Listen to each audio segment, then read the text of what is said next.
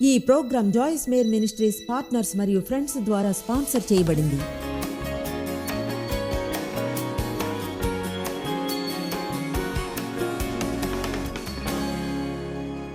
Bible చెప్తుంది, లోకంలోని చింతలు, ఆతురతలు, విచారించుట, ధనము యొక్క మోసములు మాటను అడ్డుకుంటాయని.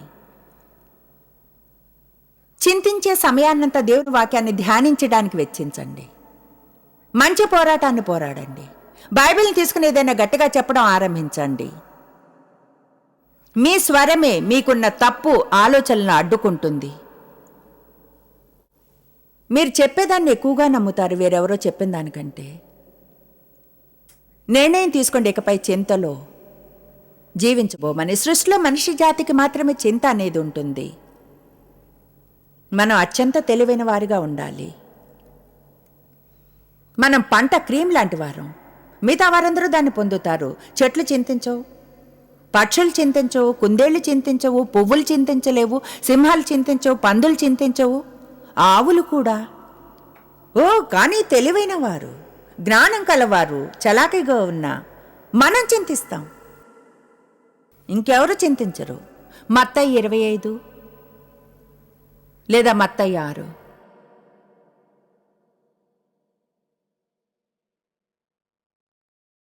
చింతించకుండా ఎలా ఉండాలన్న ప్రాక్టికల్ విషయం. విధేయతను ఎలా పొందాలో తెలుసుకోండి. ఏం చేయగలరో తెలుసుకోండి, ఏం చేయలేరో. దేవుడు చేయమని చెప్పింది చేయండి, చేయగలది చేయండి, చేయలేంది దేవుడు చేస్తాడు. మీరు చేయగలది చేయండి, చేయలేంది దేవుడు చేస్తాడు.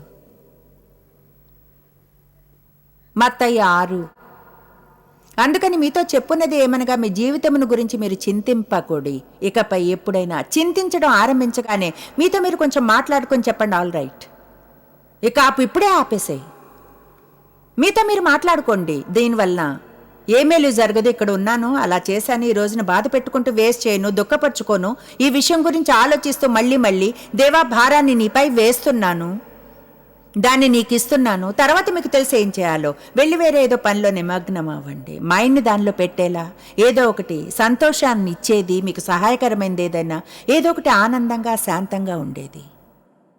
ఆమేన్. ఏమి తిందుమో ఏమి త్రాగుదుమో అని, లేదా మీ దేహమును ఏమి ధరించు కొందుమో అని, ఆహారము కంటే నాణ్యతలో మీ ప్రాణమును, వస్త్రము కంటే మీ దేహమును ఎంతో పైన శ్రేష్టమైనది గొప్పవి కావా. ముందు ఇలా ఉంది చూడండి, పక్షులను చూడండి. అవి చింతించవు. ఎప్పుడైనా చూసారా ఒక పక్షి చెట్టు కొమ్మ మీద కూర్చుని మనసులో బాధతో ఉంటుందా? పురుగు ఆహారం ఎక్కడి నుండి వస్తుందో అని.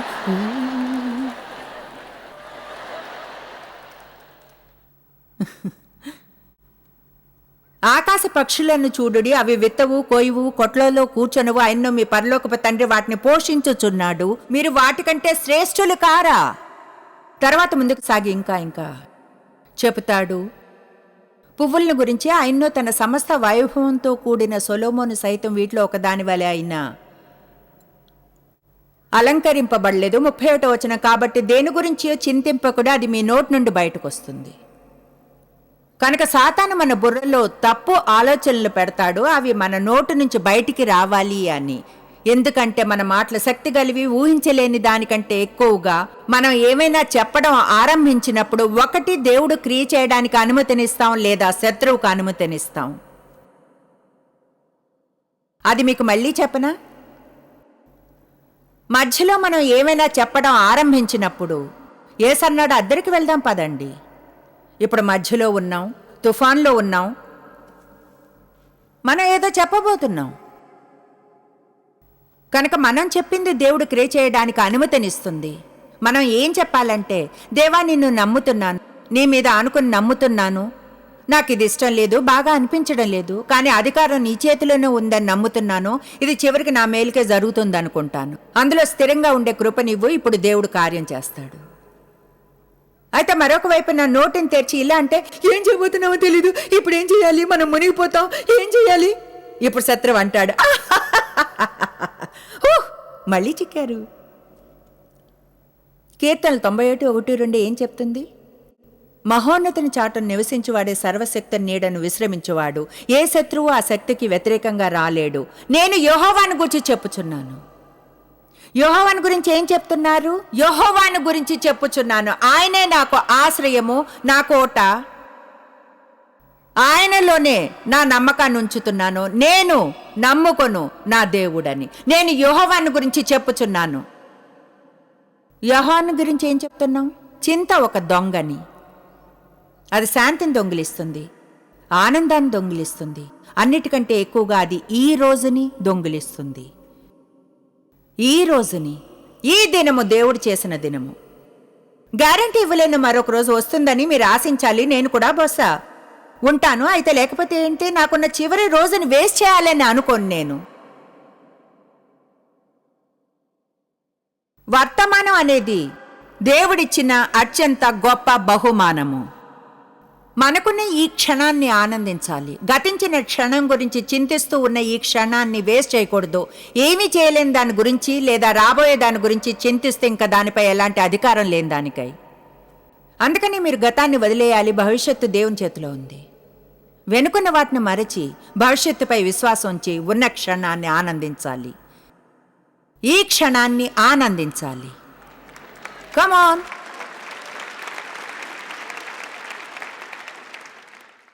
తర్వాత ఆయన అన్నాడు, 34వ వచనం, రేపటిని గూర్చి చింతింపకుడి, ఆతురత పడకుడి, విచారపడకుడి. రేపటి దినము దాని సంగతులను గూర్చి అది చింతించును, ఏనాటికి అల్లును. చూడండి, శిష్యులు ఎవరైనా సరే చింతించేవారైతే పందెం కాస్తాను ముందుగానే వాళ్ళు మెంటల్ ఇన్స్టిట్యూషన్కి సిద్ధంగా ఉండేవారు. ఎందుకంటే ఏదో ఒక విషయాన్ని తీసేవారు. మీరు కానీ యేసుని పట్టుకుని వేళ్లాడుతుంటే ఇల్లు ఉండదు, తలవాల్చుకోవడానికి చోటు ఉండదు, ఒక రాత్రి నుంచి మరో రాత్రికి ఎక్కడికి వెళ్తారో తెలీదు. యేసు అన్నాడు, నన్ను వెంబడించడి. ఎంతకాలం అని చెప్పలేదు. తమ కుటుంబాలను మళ్ళీ ఎప్పుడు చూస్తారో అడగలేదు. ఆయన ఏ హోటల్లో బస చేస్తారో, ఇన్సూరెన్స్ లాభాలు ఏముంటాయో. యేసు అన్నాడు, వెంబడించండి. వాళ్ళు ఆయన్ని అనుసరించారంతే. ఎక్స్ట్రా ఆహారం తీసుకెళ్లలేదు. ఆయన వారితో 5,000 మందికి ఆహారాన్ని పెట్టమన్నాడు. అన్నారు, మా వద్ద ఏమీ లేదు. ఆయన అన్నాడు, మీ వద్దే ఉంది. ఒక చిన్నపిల్లవాని వద్ద ఏదో ఉందన్నారు, దాన్ని నాకు ఇవ్వండి. దాన్ని ఆయన పెంచాడు. లూకా 10వ అధ్యాయంలో ఆయన 70 మందిని ప్రతి ఊరికి ప్రతి చోటుకును తనకంటే ముందు ఇద్దరుగా పంపాడు. రోగులను స్వస్థపరిచి సువార్తను బోధించడానికి ఆయన అన్నాడు, మీరు సంచినైనా జాలెనైనా చెప్పులనైనా తీసుకుని వెళ్ళవద్దు. అంతేకాదు, ఆయన అన్నాడు, ఎంతగా దృష్టిని కేంద్రీకరించాలంటే ప్రయాణాన్ని కొనసాగించండి, ఎవరినైనా కుశల ప్రశ్నలు అడగకుండా. వావ్! అంటే ఆయన వీళ్ళని ఒక పని మీద బయటికి పంపన్నాడు. మీరు దేని గురించి అయినా చింతపడకూడదు, దేనిలో అయినా చిక్కుకుపోయి ఆశ్చర్యపోకూడదు రేపు ఏమవుతుందో అని. ఆయన ఒక పాయింట్ చెప్తున్నాడు, మనల్ని ఏమైనా చేయడానికి పంపితే అవసరమైనవన్నీ ఏర్పరుస్తాడు, వాటిని గురించి చింతించక్కర్లేదు. ఎంతో ఉత్సాహంగా ఉంటుంది చెప్పితే, మాకు ప్రపంచవ్యాప్తపు పరిచర్య ఉందని, 300 ప్రపంచంలో టీవీలో వస్తాం, 40 వేరు భాషల్లో బోధిస్తున్నాం, ప్రపంచమంతటా మిషన్ కార్యాలు, 300 ఇంకా మరికొన్ని రేడియో స్టేషన్లు, 40 మరికొన్ని టీవీ స్టేషన్లు, ఇవి అవి. దేవుని ఎలా నమ్మాలో తెలియకుంటే పూర్తిగా వెర్రిదాన్నే, పూర్తిగా 100% వెర్రిదాన్నే. మీకు తెలుసా, మీకు ఐడియా కూడా ఉండదు ఇటువంటి దాన్ని నడపాలంటే నెలకు ఎంత ఖర్చు అవుతుందో. తెలుసా, దేవుడు నాకు బోధించాడు.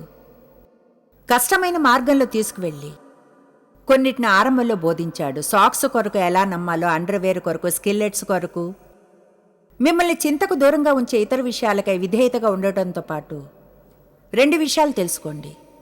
పరిష్కరించలేరని మీకు మీరు ఎక్కువగా చెప్పుకోవాలి, దీన్ని తెలుసుకునేంత తెలివి నాకు లేదు. ఈ రోజు ఇది ట్రై చేద్దామా, దీన్ని తెలుసుకునేంత తెలివి నాకు లేదు. ఒప్పుకున్నట్లేదు మీ స్వరం, మళ్ళీ ట్రై చేద్దాం. కొంతమంది చూపులైతే అదోలా భయంకరంగా ఉన్నాయి, దీన్ని తెలుసుకునేంత తెలివి నాకు లేదు. ఒకలా మనం కంట్రోల్లో ఉండాలని అనుకుంటాము. కమాన్, నవ్వుతూ చెప్పండి, దీన్ని తెలుసుకునేంత తెలివి నాకు లేదు. అంటే మీరు పనికిరాని వారని కాదు, దేవుడి నుంచి వచ్చిన జ్ఞానం మనకుంది. సరైన సమయంలో మనం ఏం చూడాలో దాన్ని చూపిస్తాడు. అయితే ఆయన దాన్ని మనం మన తెలివితో ట్రై చేయాలనుకోడు. ఆమేన్. తర్వాత మీకు ఉండవలసింది ఏమిటంటే మీరు చింతపడకుండా ఉండడం. మొదటిది విధేయత, మీకు ఉండవలసిన రెండవది దేవునితో అనుభవం. ఎప్పుడు ఈ వాక్యాన్ని వింటుంటాం, అనుభవం కంటే మెరుగైన టీచర్ లేడని. ఏ విధంగానూ అది ఎన్నటికీ చింతించడం తెలుసుకోలేరు. దేవుని వాగ్దానాలపైన అడుగు బయటికేసి దేవుడేం చేస్తాడో చూడనంత వరకు. అందుకనే బైబిల్ చెప్తుంది, దశభాగం మరియు ఇవ్వడం గురించి మలాకీలో చెప్తుంది, నా మందిరములో ఆహారం ఉండినట్లు 10వ భాగము అంతయు మీరు నా మందిరపు నిధిలోనికి తీసుకొని రండి. దీని చేసి మీరు నన్ను శోధించినడలా నేను ఆకాశపు వాకిళ్లను విప్పి పట్టజాలనంత విస్తారముగా దీవెనలు కుమ్మరించేదను అని, మీ పంటను తినివేయి పురుగులను గద్దించేదను. తర్వాత అంటున్నాడు, నన్ను ట్రై చేయండి, చేసి నిరూపించండి. అంటే ఆయన అంటున్నాడు, మీరు దాన్ని నమ్ముకుంటే ట్రై చేసి చేయండి, చూడండి దేవుడు మీకు ఏం చేస్తాడు. మీలో ఎంతమందికి తెలుసు దేవుని కంటే ఎక్కువ ఇవ్వలేరని? ఎంతమంది జీవితాల్లో ఇవ్వడం వలన అద్భుతాలు జరుగుతున్నాయి. ఓ మై గాష్, అది ఎలా అంటే ఎంతో ఆశ్చర్యం. కనుక గతంలోనే ఆ రోజుల్లో నాకు దేవునితో అనుభవం ఉంది. నాకు గుర్తుంది, జాలికరమైన ఈ ప్రార్థనా లిస్టు ఉండడం. దేవా, నాకు 12 మసిగుడ్లు కావాలి, అంట్లు తుడుచుకోవడానికి నాకు అవి ఎంతో అవసరం. నా వద్ద అసలు డబ్బే ఉండేది కాదు. అంటే నేను జాబ్ వదిలేశాను, పరిచర్య కొరకు సిద్ధపడుతున్నాను. తెలుసా అనుకున్నాను, ఒక్క త్యాగం మమ్మల్ని ఎలా చేస్తుందంటే, చూడండి అంత పెద్ద సమృద్ధి స్థాయికి బదులుగా. అంటే దేవుణ్ణి సాక్స్ కొరకు, అండర్వేర్ కొరకు ఏళ్ల తరబడిగా నమ్ముతున్నాం. దేవుడు మీ చిన్న మనస్సుని పరీక్షిస్తాడు, మీరు చేసేది మంచి కారణానికి చేస్తున్నారా అని చూడడానికి. ఒక వ్యక్తి అర్థం చేసుకున్నారు ఇక్కడ ఈ సెక్షన్లో. ఈరోజు అందరూ వేసిన ప్రతి అడుగుకి వెల కావాలనుకుంటారు తెలుసా. అయితే గతంలో నేను పైకి వచ్చేప్పుడు ఎక్కువగా వాలంటీరింగ్ ఉండేది. ఆమేన్. బహుశా బైబిల్ దాన్నే దాసుడు అంటుంది, సేవించడానికి.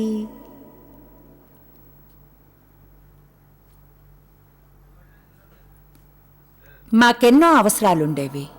దేవుడు ఎల్లప్పుడూ ఆ మొదటి అవసరాలను తీర్చేవాడు. అయితే పెద్ద అంతస్తు జీవితాన్ని జీవించలేదు. గ్యారేజ్ సేల్లో షాపింగ్ చేసేదాన్ని ఎన్నో ఏళ్ళు. నా వద్ద ఉన్న 2-3 బక్స్తో మా పిల్లల షూస్ కొరకు నమ్మేదాన్ని. ఆ మధ్యలో బోధిస్తుండేదాన్ని. దేవుడు మనల్ని ఎలా ఆశీర్వదిస్తాడో, అభివృద్ధి చేస్తాడో, విశ్వాసంలో ఎలా నడుస్తామో. కొన్నిసార్లు అది బోధించడం సిల్లిగా అనిపించేది. అయినా అది నాకు పనిచేయడం లేదని ఫీల్ అయినా. అయితే మధ్యలో ఉన్నాను. చెప్పింది విన్నారా? నేను మధ్యలో ఉన్నాను.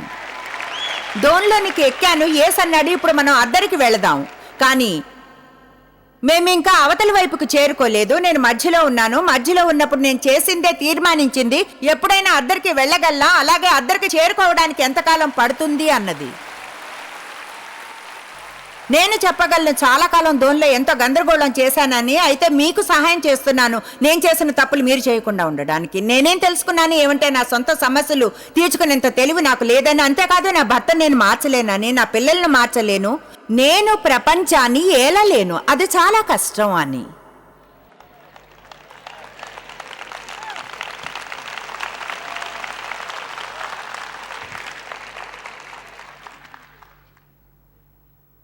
దేవా, నువ్వు గాని ఇది చేయకపోతే అది ఎన్నటికీ జరగదు. కానీ ఒకటి మాత్రం నేను చేయను, ఇంకో రోజు నన్ను నేను ఇకపై బాధ పెట్టుకోను.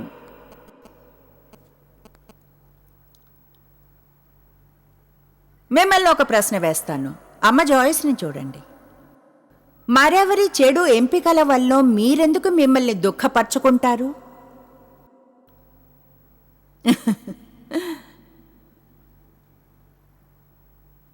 ఇప్పుడు చూడండి, ఇక్కడ మరొక మంచిది వస్తుంది.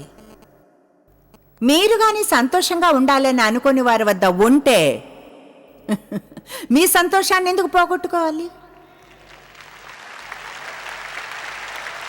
మీరు వాళ్ళకి ఎంతగా పిచ్చి ఎక్కించాలంటే మీ ఇద్దరికీ కావలసినంత సంతోషంగా ఉండండి. ఆమేన్. కమాన్, ఇతరుల గందరగోళాల్లో సహా ఆధారపడి ఉండకండి. మీరు సంతోషంగా లేకుంటే నేను ఉండలేను. చూడండి, చాలా కాలం క్రితం నేను ఉండేదాన్ని కాదు, నా భర్త రోజు ఉండేవారు. ఆయన సంతోషం నాకు పిచ్చెక్కించేది. అంటే ఆయన కొంచెం కూడా నాతో దుఃఖంగా ఉండేవారు కాదు, తిరస్కరించేవారు. ఎలా అంటే, నాకు నేను సంతోషిస్తా, నీకు ఇష్టమైంది చేసుకో. నా లోపలున్న కోపం. ఎందుకంటే దుఃఖంగా ఉండేవారు అందరినీ దుఃఖపరచాలనుకుంటారు, తమ దుఃఖంతో అందరినీ కంట్రోల్ చేయాలనుకుంటారు. కమాన్, ఒక సామెత ఉంది తెలుసా, అమ్మ సంతోషంగా లేకుంటే ఎవరు ఉండరు. అయితే చూడండి, ఏం జరుగుతున్నా సరే దేవుకి తన సంతోషాన్ని స్థిరంగా ఉంచుకునే స్థిరత్వం నేనేం చేస్తున్నా సరే నా జీవితంలో పదోన్నతికి కారణం అయింది తెలుసా. మీరు మరెవరి గందరగోళంలోకో వెళ్ళనవసరం లేదు. వారితో మిమ్మల్ని వాళ్ళు దుఃఖపరిచేలా మీరు స్థిరంగా ఉండాలి. వాళ్ళ పరిసరాలు వారిపై అధికారం చేయకుండా ఉండేలా చూడడానికి.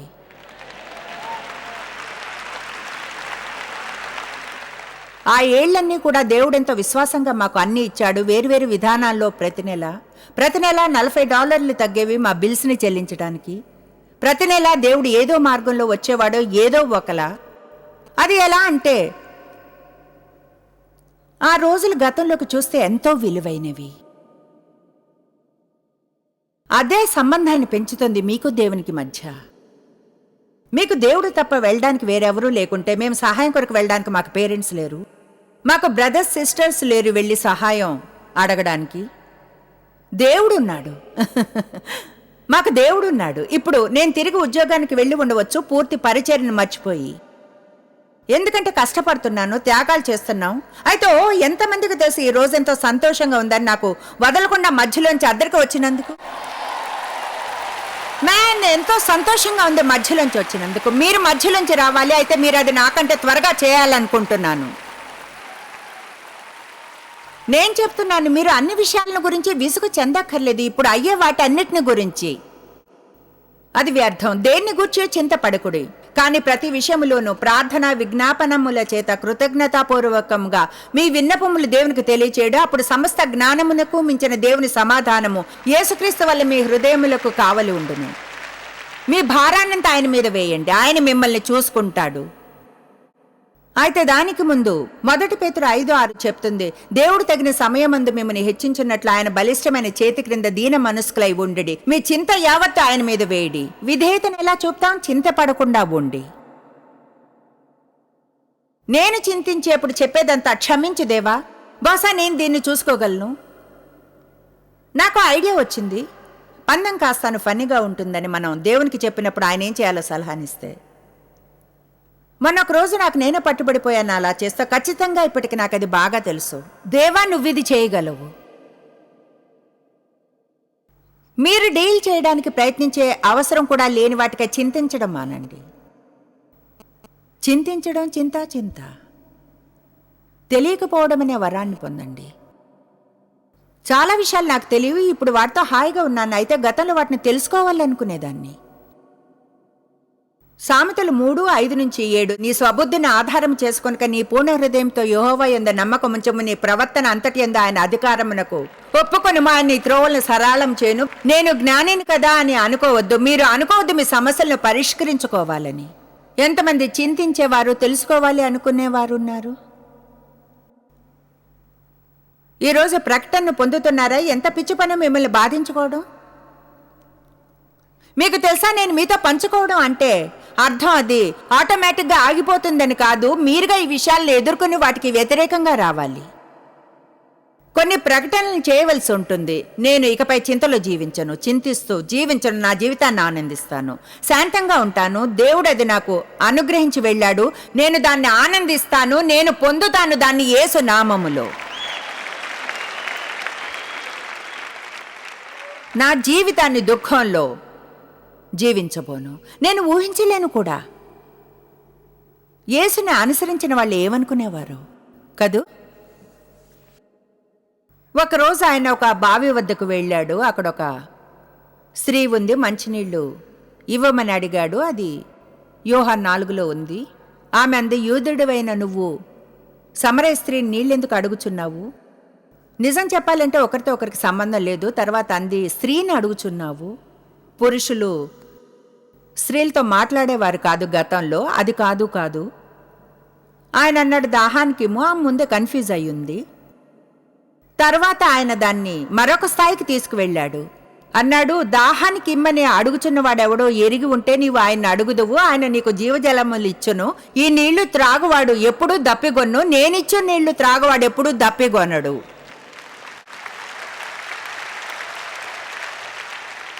వావ్! మైండ్ బెండర్ గురించి మాట్లాడడం. ఆమె మళ్ళీ ప్రశ్న వేసింది, సరే నీ బకెట్ ఎక్కడా? నీళ్లు చేదుకోవడానికి బకెట్ కావాలి. నేను కూడా అలాగే అడుగుండేదాన్ని, బకెట్ ఎక్కడా నీళ్లు చేదుకోవడానికి?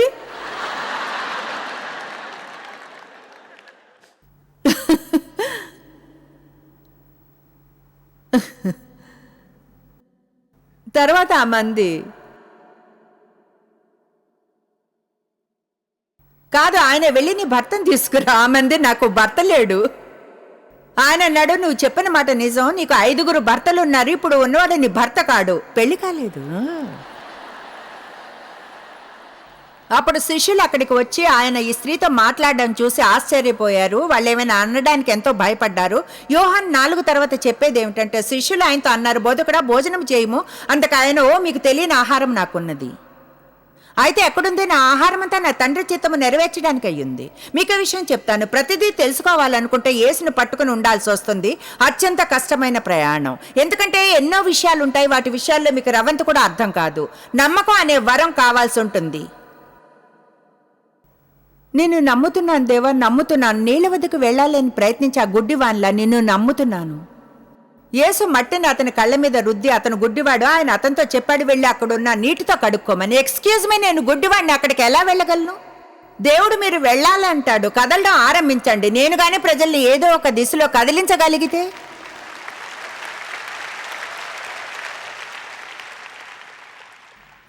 సహాయం చెయ్యి యేసు.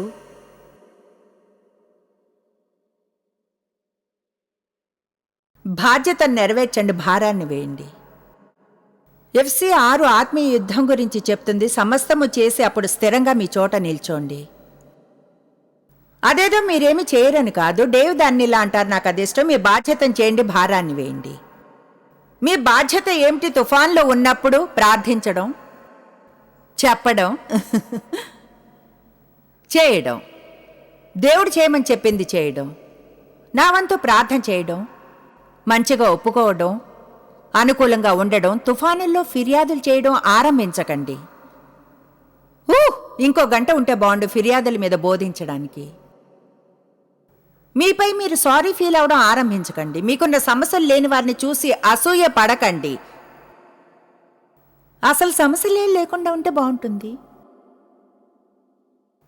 నేను తెలుసుకోవడానికి ముందు పెంచబడ్డ విధానం తిరస్కరించబడ్డాను.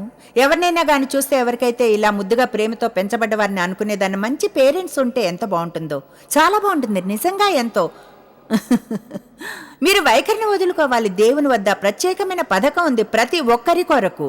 ఆయన మీకు కార్యం చేసే విధానం వేరే వారి విషయంలో ఉన్నట్లుగా ఉండదు. అయితే వారి విషయంలో చేసినట్లుగా మీ విషయంలో చేయనందున దాని అర్థం మీ విషయంలో ఆయన చేసేది తక్కువగా ఉంటుందని కాదు.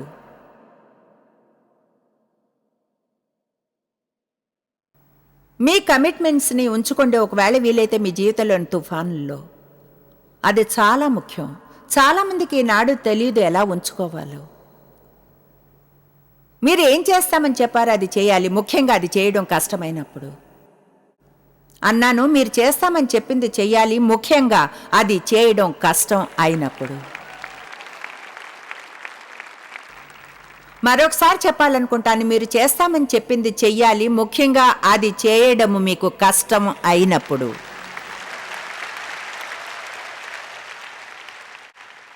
అంతకంటే అత్యంత ముఖ్యమైంది. మీ జీవితంలో తుఫానులో ఉన్న సమయాల్లో అంతా మధ్యలో ఉండగా మీరు చేయవలసిన వాటిల్లో ఒకటి ఇతరులకు సహాయం చేయడం, ఇతరులకు ఆశీర్వాదకరంగా ఉండేలా ఆ సమయపు విత్తనాన్ని విత్తుతూ ఉండడం. సేవది, ప్రేమది, ఇతరులకు ప్రోత్సాహాన్నిచ్చే విత్తనాన్ని మీ జీవితంలో పంటను పొందుతూ ఉండడానికి. మీరు చేయడానికి ఏదో ఉంది, అయితే అది చింత కాదు, అది వివేచన కాదు, అది దేవుణ్ణి నమ్మడం, ఇతరులకు సహాయం చేయడం. కీర్తనలు 37 చెడు మరియు కీడు సమయాలను గురించి చెప్తుంది. యెహోవా యందు నమ్మకముంచి మేలు చేయము. చాలా సింపుల్. మనం చిక్కుగా చేస్తాం. నేనేం చేయాలి, ఏం చేయాలి, ఏం చేయాలి ఇప్పుడు? దేవుని నమ్మి మేలు చేయండి. దేవుడిని నమ్మి మేలు చేయండి. నాకు తెలియదు మీరు అద్దరికి వెళ్ళడానికి ఎంతకాలం పడుతుందో, కానీ నాకు ఇది తెలుసు, మనం అద్దరికి వెళుతున్నాం. ఆమేన్. మనం అవతలి వైపుకు వెళుతున్నాం. మీరు అవతలి వైపుకి వెళ్ళే ఎవరినో చూస్తూ ఉన్నారు. నాకు సాక్ష్యాన్ని ఇస్తారా? ఎవరైనా అవతలి వైపుకి వెళుతున్నారా? ఆమేన్. మనం ఈరోజు మాట్లాడుకున్నట్లుగా విశ్వాసంలో అడుగు బయటకేస్తే ఎప్పుడు ఒక ఆరంభం ఉంటుంది, ఆశాజనకంగా అంతం కూడా. అయితే మధ్యలో ఏమవుతుంది అన్న దానిలోనే మార్పు తెస్తుంది లోకంలో. అంతం అని నేను చెప్పడానికి కాదు, ఎందుకంటే మన విశ్వాసం మధ్యలో కానీ మనం సరైన నిర్ణయాలను తీసుకోకుంటే, లేదా దేవుని వాగ్దానాలు పరిపూర్ణం అవ్వడానికి నిరీక్షిస్తున్నప్పుడు చాలామంది వెనక్కి తగ్గి తమ స్వప్నాలు దర్శనాల చివరి వరకు ఎన్నడూ వెళ్లరు. కనుక మిమ్మల్ని ప్రోత్సహిస్తున్నాను, మీరేం చేస్తున్నా సరే దాని మధ్యలో దేవుణ్ణి నమ్ముతున్నారు, మీ భారాన్ని ఆయన మీద వేసి నమ్మండి. మీరు కానీ చేయవలసింది మీకు తెలిసింది చేస్తుంటే రోజు విడిచి రోజు ప్రతిరోజు ముగింపు వరకు వెళ్ళగలరు. అదెంతో అందంగా ఉంటుంది. నాకు ఇష్టం చెప్పడం ఏమనంటే, మనం ఒక్కసారి చేసింది మనకు మంచి ఫలితాన్ని ఇస్తుందని మంచిని చేస్తుంటేనే మళ్ళీ మళ్ళీ మళ్ళీ మళ్ళీ ఈరోజు ఏది మంచో దాన్ని చేయడానికి ట్రై చేస్తున్నారేమో, కానీ కొంచెం అలసిపోయినట్లున్నారు. చూడండి, బైబిల్ చెప్తుంది, మేల్ని చేయడంలో అలసిపోకండి, తగ్గ సమయమందు మీరు పంటను కోతురు. జాయిస్ మేర్ మినిస్ట్రీస్ లో మీరు మాకెంతో ముఖ్యులు.